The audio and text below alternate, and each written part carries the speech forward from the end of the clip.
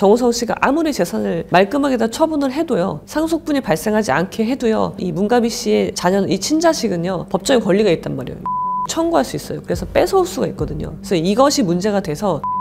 랭킹스쿨 시청자 여러분 안녕하십니까? 저는 법무법인 로앤모어 대표 변호사 이지훈이라고 하고요. 유튜브 아는 변호사 채널 운영하고 있고 다양한 책을 저술한 작가로 활동하고 있습니다. 제가 알기로는 정우성 씨하고 문가비 씨하고 그렇게 뭐 연인이었던 것 같지는 않고요. 2년 전에 2022년에 만나서 서로 알고 지내던 사이, 그 정도 사이로 이제 알고 있는데, 그 문가비 씨가 이번에 아들 출산했고 자신의 출산 소식을 아이와 함께 찍은 사진을 SNS에 올렸고, 그 정우성 씨가 그 친부다라는 것이 밝혀지면서 이제 논란이 되고 있는 사건으로 알고 있습니다. 혼외자라고 하는 경우에는 당연히 엄마는 우리가 모를 수가 없잖아요. 엄마는 출산이라는 행위를 하기 때문에. 근데 아버지는 사실상 모르는 경우가 많이 있죠. 근데 이제 그래도 엄마는 아빠가 누군지 대략적으로는 알 수밖에 없단 말이죠. 그 맘마미아라는 영화를 보면은 그 영화의 내용이 아버지를 모르는 경우거든요. 근데 그거는 왜 그러냐면 자녀의 출산일로부터 역산했을 때 그 당시에 이제 성관계를 한 사람이 여러 사람인 경우에는 아버지를 모를 수가 있는 건데, 그런 경우가 아니고서는 대부분은 아버지가 누군지 엄마는 알고 있죠. 근데 아버지는 모르겠죠. 그런 경우에 여러 가지 이제 법적 문제가 발생하게 되는 겁니다. 그것도 이제 역시 그 유전자 확인을 통해서, 친자 확인을 통해서 아버지인 것이 인정된 것으로, 그러니까 생물학적 아버지인 것이 인정된 것으로 그런 경우인 거죠. 아빠는 오케이, 그 남편은 거부하는 그런 상황인 거죠. 그러니까 이게 있어요. 우리가 혼인을 왜 하냐면요, 법률혼이잖아요. 법률혼을 했을 때, 특히 아이가 있을 때는 혼인을 할 수밖에 없는 그런 이유가 있는데, 법률혼은 법적으로 보호를 받는 혼이에요. 그래서 어떻게 되냐면 혼인 중에 자녀는요, 그 아버지의 자녀인 것으로 추정이 됩니다. 친생자가 추정이 되는 효과가 있거든요, 법률 효과가. 근데 만약에 혼인 중에 자녀가 아니면 아버지가 누군지 알 수가 없잖아요. 그래서 별도의 행위를 해야 돼요. 인지라는 행위죠. 그래서 인지를 하지 않으면 그 아버지를, 법적인 아버지가 되지 않는 거죠. 우리가 가족관계 등록부를 떼면은 부모가 표시가 되는데 그 아버지가 없는 상태가 되는 거예요. 그래서 정우성 씨가 인지를 해야지 이제 비로소 아버지로서, 법적인 아버지로서 권한과 의무가 이제 생기는 거죠. 그러니까 지금은 명확한 거는 가족관계 등록부를 떼면은 그 아이의 엄마만 표시가 되는 거예요. 그러면은 자녀의 성과 본도 엄마의 것을 따르게 되는 거죠. 출생신고는 태어나고 보통 한 달 이내에 하도록 되어 있는데 그때 이름이랑 다 결정을 하거든요. 그러니까 성과 본을 결정한단 말이에요. 그러니까 아마 문씨로 올라가지 않았을까 생각이 되고요. 만약에 이걸 바꾸고 싶으면 인지란 행위를 통해서 아빠가 된다면 부모가 합의해서 아예 성가본을 변경할 수는 있는데 그거는 재판을 통해서만 가능합니다. 지금 이제 정우성 씨가 생물학적인 아버지라는 것이 인정이 됐고 본인도 인정을 했잖아요. 그러면은 아버지로서 책임을 다하겠다. 왜냐면 그렇게 하지 않을 수는 없는 상황인 거기 때문에. 그러니까 아이의 출산은 여자가 결정을 하잖아요. 출산 자체에 대해서는 정우성 씨가 어떤 생각이었는지는 모르겠어요. 드러난 바는 없기 때문에 출산을 반대했는지 뭐 찬성했는지 출산 자체를 알았는지는 모르겠지만 일단 자기 아이가 됐기 때문에 그것에 대한 법적인 의무가 발생하거든요. 법적인 의무라고 하는 건 우리가 지금 생각해 볼 수 있는 거는 자녀의 양육비인 거죠. 근데 결혼하지 않았기 때문에 부양료는 발생하지 않아요. 상대방에 대한, 문가비 씨에 대한 부양료는 발생하지 않지만 오로지 아이에 대한 양육비가 발생할 뿐이에요. 근데 그 양육비가 얼마냐, 그것이 이제 궁금할 수 있는데, 양육비라는 거는 사실 부모의 합산 소득을 기준으로 합니다. 근데 지금 정우성 씨가 굉장히 자산이 많고 소득이 많은 경우잖아요. 근데 그렇다고 하더라도 법원에서 제시한 양육비 산정 기준표라는 게 있거든요. 근데 거기에 보면은 부부의 합산 소득이 구간별로 이제 나눠져 있는데 1,200만 원 이상 구간은 없어요. 그러니까는 그 이상에선 얼마를 줄 것인지는 사실상 부부간의 합의로 이루어지는 경우가 많이 있고요. 그리고 우리가 일반적으로는 혼인 중에 자녀가 더 많잖아요, 비율이. 그러니까 혼인 중에 자녀는 그 부모가 합의해서 영어 유치원을 보낼 수도 있고 값비싼 교육을 시킬 수도 있는 거잖아요. 근데 그거는 합의해서 한 거기 때문에 양육비 산정 기준표가 있지만 거기다 플러스 부부가 평소에 아이에게 쓰는 비용이 많으면은 그것도 고려 대상이 돼서 양육비가 결정이 되는 거죠. 우리가 양육비가 논란이 되는 경우는 대부분이 이혼을 전제로 하는 거예요. 그 양육비 산정 기준표라는 거는 보통의 이혼을 하지 않는 그런 가정이라면 전혀 문제될 게 없어요. 근데 양육비가 얼마냐, 너 얼마 내? 라고 하는 거는 이혼을 전제로 하는 거죠. 근데 이 경우도 혼인을 하지 않았기 때문에 이혼에 준하는 그런 양육비 산정 기준표가 나올 수밖에 없는 거고요. 그렇게 본다면 두 사람이 아직 어떤 아이를 어떻게 양육하겠다라는 교육에 대한 그런 합의가 된 바가 전혀 없기 때문에 플러스 알파는 고려 대상이 된다고 보기 어렵고요. 제가 제가 볼 때는 양육비 산정 기준표를 기준으로 산정해야 된다. 그러면은 거기에 나오는 게 보통 200 정도 선이 최대거든요. 300을 넘지 않는 수준이란 말이에요. 그래서 그 정도 선에서 책정이 되지 않을까 생각합니다. 근데 만약에 정우성 씨가 그래도 내 아이니까 교육이나 그런 면에 있어서 내가 최대한 지원해주고 싶다, 그렇게 생각을 한다면 정우성 씨가 그 이상을 주는 거는 그거는 상관없는 문제인 거죠. 근데 합의가 되지 않았다면 보통 2, 300 정도 선에서 양육비가 책정되지 않을까, 소송으로 간다면 저는 그렇게 생각을 하고요. 제가 했던 사건 중에서는 합의된 경우입니다. 합의된 경우에는 양육비가 800만 원, 1000만 원까지도 나올 수 있는 거죠. 이혼을 한다는 거는 결혼 생활이 있었다는 거잖아요. 그 결혼 생활에서 실제 아이한테 투입된 양육비가 있을 거기 때문에 그것도 고려 요소가 돼요. 근데 이 경우는 애초에 그런 게 없었기 때문에 어느 면에서 보면은 고려 요소가 이제 그 산정 기준표밖에 없지 않을까라고 생각이 되는 거죠. 아무래도 문가비 씨 입장에서는 돈이야 많으면 좋잖아요. 아이 양육비야 많으면 많을수록 선택의 폭이 다양하니까 좋겠지만, 정우성 씨 입장에서는 내가 결혼해서 가정을 이룬 것이 아닌 상황에서, 물론 자산이 많지만 정우성 씨 입장에서는 양육비를 적정한 수준에서 제한하려고 하지 않을까, 그렇게 생각이 됩니다. 이건 오로지 정우성 씨의 의지에 달린 일이기 때문에 경제력이 없는 건 아니니까 내가 충분히 지원하겠다 그러면은 뭐 그 이상이 될 수도 있는 거죠. 이게 이제 아버지로서의 책임을 지겠다, 남편으로서 책임을 지지 않을 거지만, 그러니까 이제 남편이 아니죠. 남편으로서의 관계 설정조차 안 하겠다는 거니까, 결혼을 거부했기 때문에 남편이 되진 않을 거지만 아버지가 된 거고 아버지로서의 책임을 다하겠다라고 했을 때, 첫 번째는 양육비가 있을 것이고 두 번째는 당연히 상속이 발생해요. 우리 민법에 보면은 친족편이 나옵니다. 친족편의 법조문은 여러분들이 아무리 법 없이 살 수 있는 분이라고 하더라도 내 일상에 바로 적용이 되는 거기 때문에 한번 읽어보실 것을 제가 항상 권해드리는데, 친족편에 보면 상속이 나옵니다. 상속은요, 결혼 유무와 상관없이 이혼을 했어도 내 친자식이면은 이제 상속이 발생하는 거죠. 그래서 피상속인의 직계 비속이 되는 거예요, 지금 이 아이는. 그래서 정우성 씨의 직계 비속이기 때문에 당연히 상속권이 발생하고, 정우성 씨가 결혼을 만약에 안 하잖아요. 법률로는 하지 않는다면 100% 상속을 하게 되는 거죠. 그리고 만약에 정우성 씨가 나중에 결혼을 해요. 그러면 법률상 배우자가 있는 거잖아요. 그리고 또 거기서 자녀를 출산한다면 그 모든 사람들이 상속인이 되는 겁니다. 법률상 배우자가 있다면 배우자가 1.5를 가져가게 되고요. 지금 이 자녀, 문가비 씨와의 자녀, 그 다음에 다른 자녀들이 있다면 그 모든 사람들이 공동 상속인이 돼서 일정 비율로 자기 지분을 이제 갖게 되는 거죠. 똑같습니다. 왜냐면 이제 가족관계 등록부라는 걸 떼면 이제 호적이라는 건 없잖아요. 가족관계 등록부를 떼면은 정우성 씨가 나오고 그 밑에 자녀하고 1, 2, 3 이렇게 나온단 말이에요. 거기에는 혼외자 그런 표시도 나오지 않고요. 그냥 동일하게 취급을 받습니다. 충분히 그럴 수 있죠. 왜냐면 결혼해서 자녀를 낳는다는 거는 그냥 우리가 사람과 동물이 다른 점이 나의 이세, 생물학적으로 자녀를 출산하는, 번식하는 그런 의미만 있는 게 아니잖아요. 서로의 유전자가 같이 결합이 되는 거잖아요. 그렇기 때문에 결혼을 우리가 신중하게 한단 말이에요. 그래서 정우성 씨가 자녀가 출산돼서 생물학적 아버지로서 책임을 지겠다고는 하지만 결혼을 하지 않겠다라고 하는 거는 그런 의미도 있다고 봐요. 이 어느 환경에서 아이가 자랄 것이냐, 그런 경제적인 환경 말고 정서적으로 아이가 태어났을 때 부모는요, 그 아이가 세상을 바라보는 창이에요. 아이는 부모를 통해서 세상을 간접적으로 접하거든요. 그래서 부모가 어떤 생각을 가지고 있고 어떤 생활 태도로 어떤 삶을 살고 있는지가 매우 중요하단 말이에요. 그래서 누구랑 결혼할 것인가, 그런 사람과 가정을 이루고 그런 환경을 만들고 싶기 때문에 저도 결혼을 신중하게 하라고 말씀을 드리거든요. 그래서 두 사람이 서로 사고방식이 맞지 않는 거잖아요. 아이를 양육하는 방식도 당연히 맞지 않을 거예요. 그렇기 때문에 결혼에 이르지 못한 거라고 보는데, 이런 상황이라면 정우성 씨 입장에서는 자기의 재산이 나의 삶과 나의 생각을 전수해주는 그런 자녀가 아니라면 내가 그렇게 할 수 없는 상황인 거잖아요. 지금 양육은 이제 문가비 씨가 하게 됐으니까. 그럼 문가비 씨의 생각과 문가비 씨의 사고방식이 전수가 되는 상황인데, 그 점에 있어서도 정우성 씨는 좀 안타까울 수 있을 것 같아요. 자기가 그 양육에 개입할 수 없다는 거. 그리고 양육에 개입을 하려면은 같은 공간에서 함께 아이를 양육해야 될 것인데 그러지 못하는 상황인 거잖아요. 결혼하지 않았으니까. 그러니까 당연히 자기의 재산이 이쪽으로 상속되는 것에 대해서 거부감이 있을 수 있을 것이고, 그렇다면은 여러 가지 방법이 있는데, 만약에 다른 자녀가 있다면 그 자녀들한테 생전에 여러 가지 증여를 할 수도 있고요. 그리고 재산을 은폐하는 게 아니라 그냥 내가 쓰는 거죠. 정우성 씨가 번 돈이기 때문에 정우성 씨의 처분권이 있잖아요. 내가 상속하기 위해서 얼마를 떼어놔야 되는 건 아니니까 그 돈을 뭐 쓸 수도 있고, 아니면 뭐 기부할 수도 있고요. 어떤 단체에, 아니면 어떤 법인을 만들 수도 있겠죠. 그 법인을 만들어서 거기다 출자할 수도 있고, 본인은 본인의 지분을 줄일 수도 있고, 이런 거예요. 우리가 이 정우성 씨라고 생각하지 말고요. 내가 열심히 돈을 벌었어. 정말 여러분 돈을 벌면요, 세금을 굉장히 많이 떼거든요. 돈을 많이 벌면 벌수록 40에서 50%가 세금으로 나가요. 그럼 내가 50%를 내가 이제 번 돈인데 그것을 내 마음대로 처분하지 못한다. 그것도 사실 문제가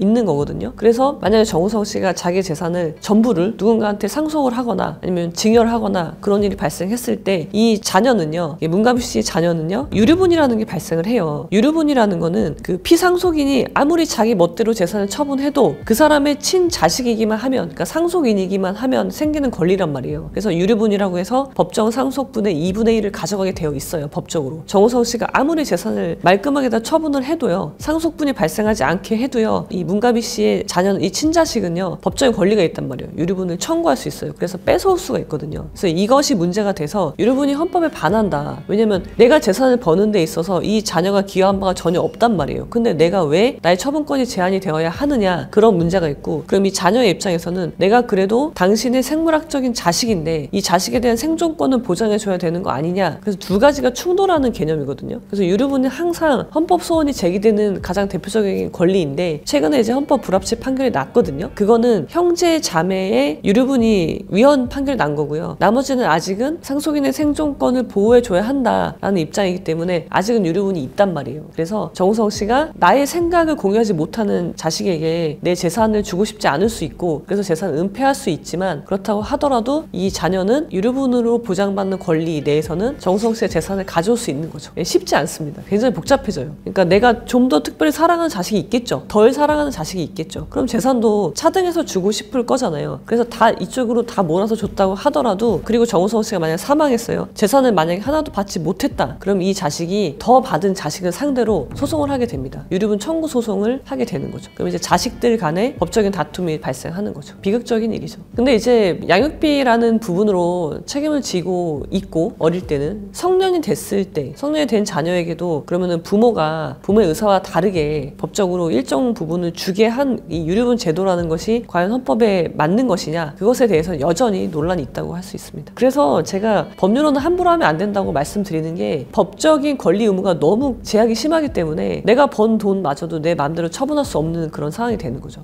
이제 결혼 문제에 대해서 지금 정우성 씨가 비난을 받고 있는 부분이 있잖아요. 임신을 시켰으면 책임을 져야지, 그런 이제 전통적인 그런 이야기들을 많이 하잖아요. 그리고 남자분 자체도 사귀는 사이였어, 근데 헤어졌어. 근데 뭐 한 달 뒤에 헤어진 여자친구한테 연락이 와, 임신했다고 연락이 오는 거예요. 그런 경우에 많은 분들이 대부분 고민을 합니다. 헤어졌다는 거는 맞지 않는 거잖아요. 그래서 헤어졌는데 내 아이를 임신했다고 하니까 그래서 내가 책임을 져야지 라는 생각으로 결혼하신 분들 꽤 많거든요. 여자분도 마찬가지예요. 여자분들도 쟤랑 헤어졌어, 근데 임신을 한 거예요. 그러면은 제가 싫지만 아이 때문에 결혼을 해야 되나 보다 라고 생각을 하고 결혼하시는 분 많거든요. 그러니까 이거는 남자 여자의 문제가 아니라 모두의 문제예요. 근데 그런 경우가 어떻게 될까요? 이 결혼 생활을 행복하지 않을 가능성이 매우 높은 거예요. 그런 문제가 없어도 서로 정말 좋아서 결혼을 해도 갈등이 발생하고 이혼에 이르는 경우가 빈번한데, 이미 서로 싫은데도 아이 때문에 결혼했어, 이런 가정은요 행복할 수가 없고요. 저는 그런 가정에서 자란 아이도 행복하지 않다고 생각을 하거든요. 그래서 결혼 여부와 출산 여부는 저는 분리해서 생각을 해야 된다고 생각을 해요. 이제 이런 분들이 있어요. 결혼을 하지 않았어요. 결혼하지 않았는데 최근의 추세는요, 내가 임신했어, 혼전 임신이 된 거예요. 근데 남자가 결혼하지 않겠다고, 정우성 씨가 마찬가지로 결혼하지 않겠다고 선언하는 분이 있는 거죠. 아니면 여자분 같은 경우에는 내가 얘랑 맞지 않아, 결혼하고 싶지 않아 얘하고, 그러면은 여자분 입장에서는 애를 낳을 것이냐 낳지 말 것이냐 두 가지를 선택해야 되거든요. 근데 아이를 낳지 않는다는 것은 결국 낙태로 연결이 되는데, 생명을 내가 죽이는 일을 못하겠다라고 해서 아이를 낳는 경우도 있고요. 아니면은 아이를 낳는 경우보다는 낳지 않기로 결정하시는 분들이 현실적으로 더 많은 것 같아요. 그래서 이 부분에서 고민이 돼서 상담을 하시는 분들이 꽤 있어요. 최근에는. 예전에는 변호사한테 상담을 받지 않을 일이라고 생각을 하시잖아요. 근데 이제 저 같은 경우는 결혼 전 상담도 하기 때문에 그런 고민 때문에 오시는 분들이 있습니다. 그리고 어떻게 대처를 해야 될지 몰라서,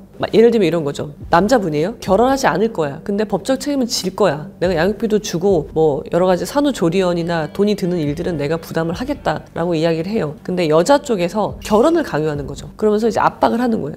도덕적으로 비난하고, 법적으로 비난할 바는 없거든요. 뭐 여러 가지 주변 사람들을 통해서 사회생활을 못할 정도로 그렇게 강요가 들어오는 그런 상황들이 생각보다 많이 있거든요. 그래서 그런 경우에 제가 뭐 구체적으로 말씀드리긴 어렵지만 그런 경우에 조언을 해드리고 대처하는 방법에 대해서 말씀을 드리고 있는데, 쉽지 않은 상황인 거죠. 그럼요, 사실 이게 저는 이 사건에 관심이 많은 게 이런 일이 많이 발생하고 있어요. 그러니까 과거에는 그런 경우에 보통 결혼을 했죠. 근데 지금은 그러지 않거든요. 그러면은 법적인 문제들이 발생하잖아요. 어떻게 처리할 거냐. 그냥 도덕적으로 비난을 했을 때 그냥 괴로워서 결혼에 이르면은 결국은 다시 이혼에 가게 된다는 거죠. 그래서 이럴 필요 없다. 정우성 씨처럼 선택하고 그것이 이제 법적으로 책임지는 부분이기 때문에 법적으로 문제 없거든요. 그래서 이런 일들이 내일이 될 수도 있고 여자분의 경우도 마찬가지예요. 내일이 될 수도 있어요. 내가 문가비와 같은 상황이 될 수도 있죠. 그럼 나는 출산을 할 거냐? 출산하지 않을 것이냐? 출산을 한다면 어떻게 아이를 키울 것이냐? 그리고 상대방 생물학적 아버지가 분명히 있잖아요. 그 아버지한테 어떤 법적인 책임이 발생하고 어디까지 내가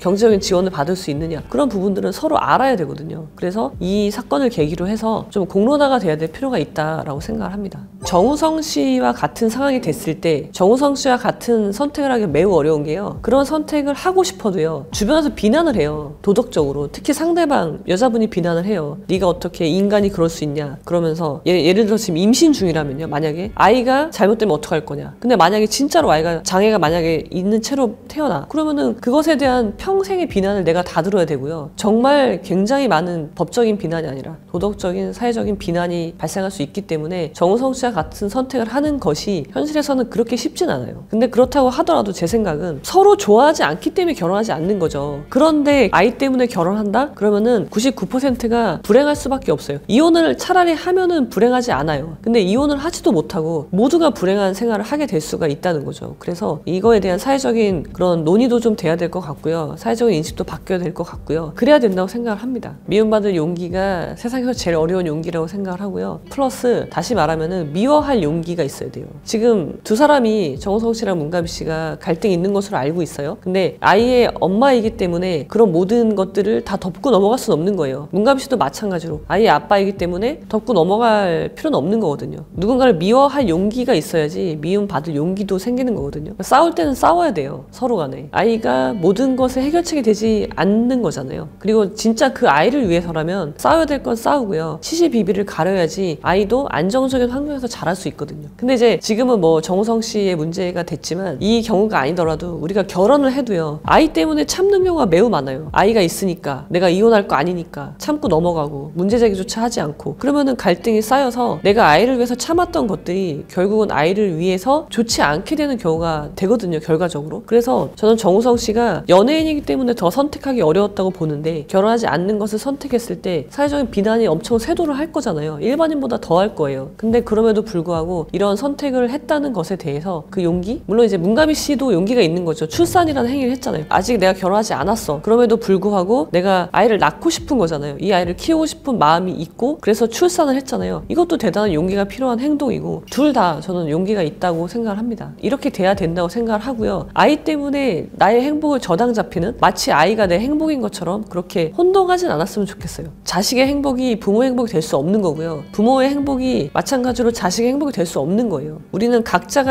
행복해야지 비로소 모두가 행복해질 수 있거든요. 그런 이야기를 하는 그런 논의의 장이 되면 좋겠습니다. 사실 우리나라의 혼외자 비율은 굉장히 낮아요. 전체 출산 인구 중에 4%라고 하더라고요. 근데 OECD 국가의 혼외자 출생률은 40%가 넘는다고 해요. 그러니까 OECD 국가라는 거는 발전한 국가잖아요. 그러니까 우리나라도 그렇게 되어가는 추세인 거죠. 그러니까 4%도 굉장히 예전에 비하면은 굉장히 많이 늘어난 수치라고는 하는데 여전히 우리가 흔히 말하는 선진국에 비하면은 낮은 수치죠. 그러니까 이렇게 되는 이유 중에 여러 가지가 있겠지만 이런 거예요. 과거에 이제 전통적인 생각, 싫어도 헤어졌어도 심지어 마음에 없어도 임신하면 결혼해야 돼 라는 생각이 지배적이었던 거죠. 그러니까 혼외자여야 될 아이가 부모가 결혼을 하는 바람에 이제 혼인 중에 자가 돼버리는 그런 경우가 많았다고 생각을 하는데요. 누구도 내 자식이 혼외자가 되고 싶어 하지 않는 마음이 있는 거죠. 결혼을 한다는 것. 그 말은 혼외자에 대한 차별이 있는 거죠. 우리나라 사회에. 법적인 차별은 없어요. 왜 없냐면 이제 가족관계 등록부가 되었기 때문에 그 정우성 씨 가족관계 등록부를 떼면은 자기 자식이 나와요. 혼인 중에 자든 혼외자든 상관없어요. 모두 동일하게 나옵니다. 자녀로. 그리고 혼외자라고 하더라도 그 혼외자의 가족관계 등록부를 떼면은 아버지 정우성이에요. 어머니 문갑이고. 그러니까 아무런 차별이 없습니다. 행정적으로는. 그렇지만 사회적인 시선이 있는 거죠. 그건 이제 어쩔 수 없다고 봐요. 근데 이제 개선이 되어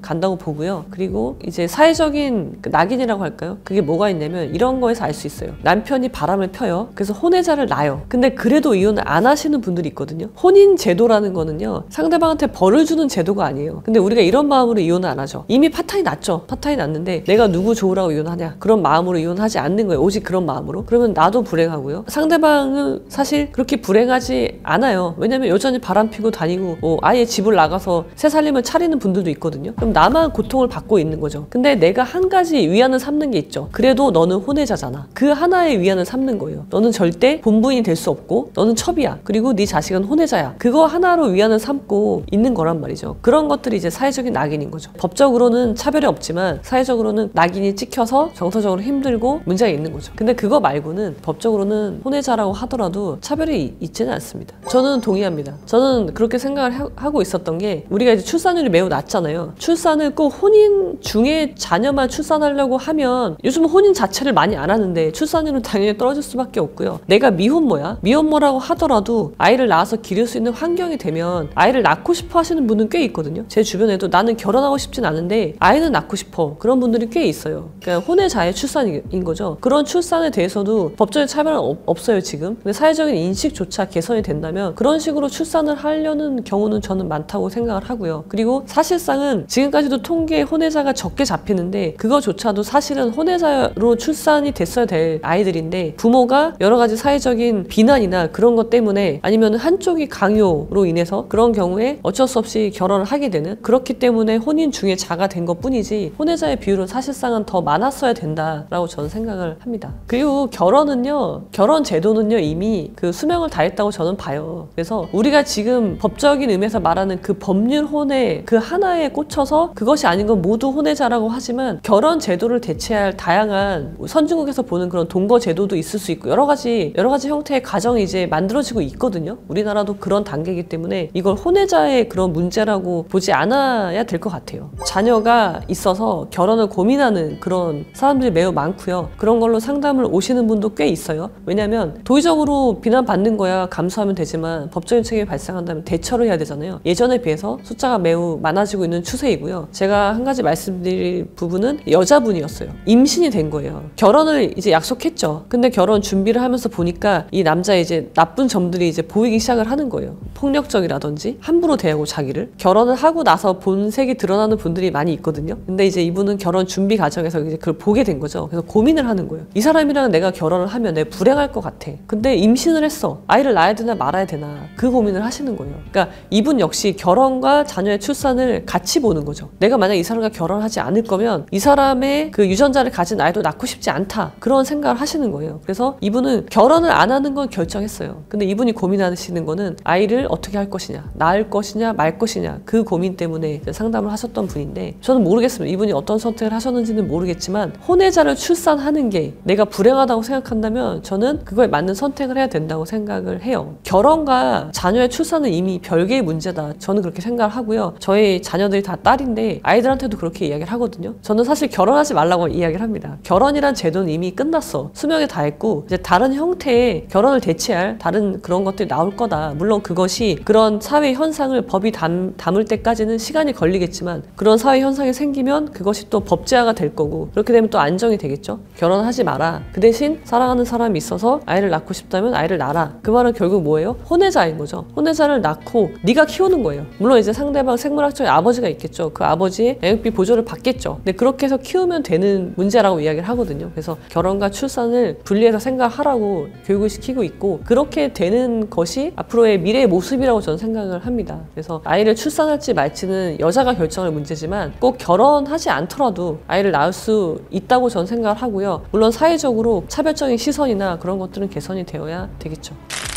우리가 책임진다는 말에 굉장히 꽂혀요. 저는 이제 이혼 상담을 많이 하다 보면은 이런 분들이 있어요. 내가 그래도 선택한 거니까 책임져야지. 그러니까 그 말은 결혼이겠죠. 근데 그 책임진다는 것이 이혼하지 않는다로 이제 귀결이 되는데 그렇지 않거든요. 내가 책임질 수 있는 거는요, 내 인생이에요. 결혼도 선택이지만 이혼도 선택이죠. 우리가 살면서 몇 번의 선택을 했는지 한번 생각해 보세요. 수도 없이 많은 선택을 했을 거예요. 근데 유독 그 한 가지 선택에 그 선택만 변경할 수 없다는 건 말이 안 되는 거거든요. 선택이라는 건 여러분 변화입니다. 새로운 것이에요. 근데 그게 두려운 거죠. 그래서 변화가 두려워서 선택하지 않는 것을 자꾸 자기 합리화를 하는 거예요. 마치 내가 책임을 지고 있다는 말로 그걸 합리화하는데 그렇지 않고요. 아이를 책임진다는 건요. 아이가 태어났을 때만 책임지고 끝나면 안 되는 거고요. 내가 죽을 때까지 내가 부모라면 부모로서 어떻게 책임을 질 것이냐. 인생을 길게 보셔야 된다고 말씀을 드리고 싶어요. 길게 보고 아이를 책임을 지기 위해서는 여러분이 먼저 성장을 해야 된다. 그럼 나는 많은 어떤 성장을 하고 있는지 그 점을 고민하시고 내 인생의 본질이 결혼에 있지 않고 자녀 양육에 있지 않거든요. 그래서 문가비 씨도 마찬가지고 정우성 씨도 마찬가지고 본질적인 자기 인생을 살아가면서 아이의 양육뿐만이 아니라 아이의 성장을 어떻게 이끌어낼 것이냐, 매 순간에 내가 죽을 때까지 그렇게 긴 호흡으로 인생을 바라보면 좋겠습니다.